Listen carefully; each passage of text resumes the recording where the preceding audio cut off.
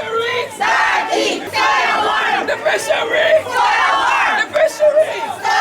To pay 500 for work in the market. No, we used to pay, no, around 500. Then they make one big jump to $2,000. I asked them how they arrived to that figure. They said come from the top. I said, well, we can't pay $2,000. Me, Matty Catman, drop up and say how they could pay $2,000. Right? It's hard for us because someday don't get no kind of work out here. I want to scrutinize the market because someday market don't shut down. You don't market all day, work in the market. I talking on behalf of everybody. Money what they put on. Never 2% it ain't bad. 2% ain't bad. But you can't make one big jump. They cannot make one big jump. That's real unfair to Catman and vendors. My concern this morning is that when we use the market wharf, you have to pay the boat landing fee when the produce reach there. When it got there now, if it's in bag, you have to pay $200 again, right? Landing fee to the market. And they also need you to pay for that vehicle that you take inside there, $1,500. I don't understand the maths. Let them make this maths make sense. They're supposed to let you put your stuff into that vehicle, and when it got there, they come out here and wait, right? So you will know how much to pay on a ton or whatsoever. They're supposed to get a stipulated amount on a ton or whatsoever. So you will pay when you can get out here. But no, they want $200 on every bag. Then if you bring out wood, they want also they need money on each pieces of wood, right? Then you still got to pay this $1,500. Tell me, it's not killing this tongue that is already dead? Then you have to still pay that said vehicle to take your produce wherever is the destination. That cannot be right. Last Sunday, when I spoke about it, they said that it come down from the head. Because it's very absurd to know that this tongue here that we call home, right, is doing us like this. It cannot work. They need to do something in there. Plus, if rainfall, the whole market flood, you can't see where to drive. Right? Everything just crazy about the market. They're killing the market by itself. They themselves with their own hand killing the market, and they want to revive it by us. It can't happen. No, at no point in time it can't happen. They need to check what they're doing first. Because if you're taking things into the market, you only pay for the vehicle. You're not paying for the stuff in the vehicle, right? And that's supposed to be landing, because it's now going into the market. Not something that already reaching the market and then being dispersed. And it dispersing, most of it dispersing right in the market for the other vendors there to be to sell. But the things that is going in, it just going, just landing. You're only paying for the vehicle. I don't understand. Vendor of the New Amsterdam market, when I am selling, when I come, the constable that sleep in the market nighttime, when they come, you got inhale stinking piss at your stand. When you talk, they tell you they get smacked, but what they could do, they are not doing nothing. You get no justice.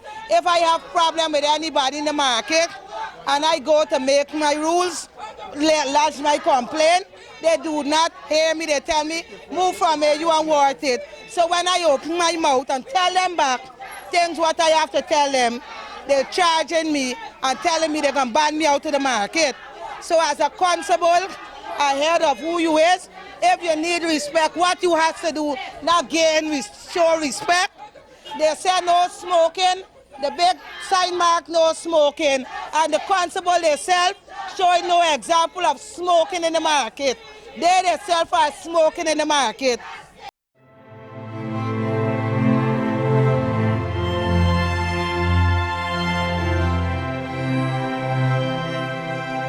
Market moved from $1,000 to $2,000 on a daily basis. These people are in no position to make that money per a day. So some people don't even make $200 to go home back. These people have family that they got to take care of. I think that the councils need to be lenient with these people. This is wrong. You can't just throw a change on people like that. Change is a process. They didn't even give the people time. to recuperate themselves, even to catch a level. I'm out here to give support to the vendors because the vendors have expressed their level of frustration of this drastic increase in terms of rates they have to pay for the stalls. So basically, stall holders are upset about the level of increase, which is 100%. I spoke with a few of them. One of them explained to me she is the holder of 3.5 stalls, and she would have been paying $2,100. She now will be paying $4,200 per week. And if the month carries 6 Saturdays, she will end up be paying $25,000 per month rent. Now, what is of importance here, or of significance here, is the cash flow in the market. We understand that any council will want to obtain workable revenue, but you have to have consideration when you coming up with these type of fiscal policies. The cash flow into the market is on its decrease because it is this very institution who would have given the permit and assist in the passing of the documentation for the establishment of all these supermarkets that are within the close vicinity of the market. So having all these, this amount, over 4 supermarkets in such a close vicinity, it automatically decreases the flow in the market.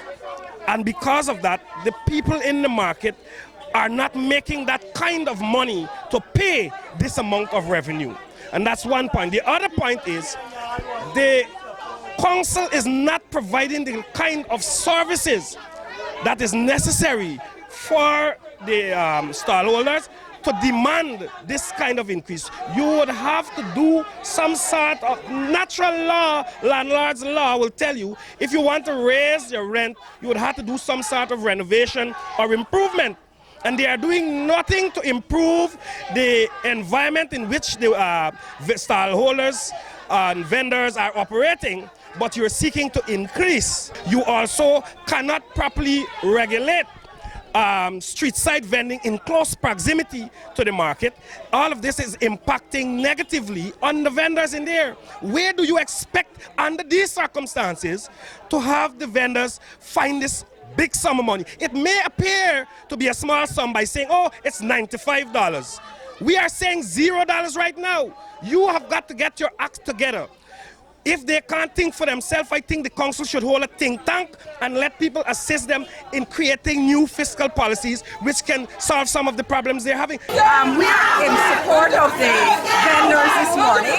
We were up in the chambers last week. The agreement, we are the PPP councillors. We are not in agreement with 100% rates for these vendors. The market is in a deplorable state and we will not support a raise. So we are going to stand out here with them. We are going to ensure that this town council get their act together. This council in our last statutory meeting said that they're bringing in $2 million in revenue and their expense is $6 million. On the floor, I asked them, could you show me how you're subsidizing the payments for staff? We have not gotten a report, a proper financial report since we came into this council.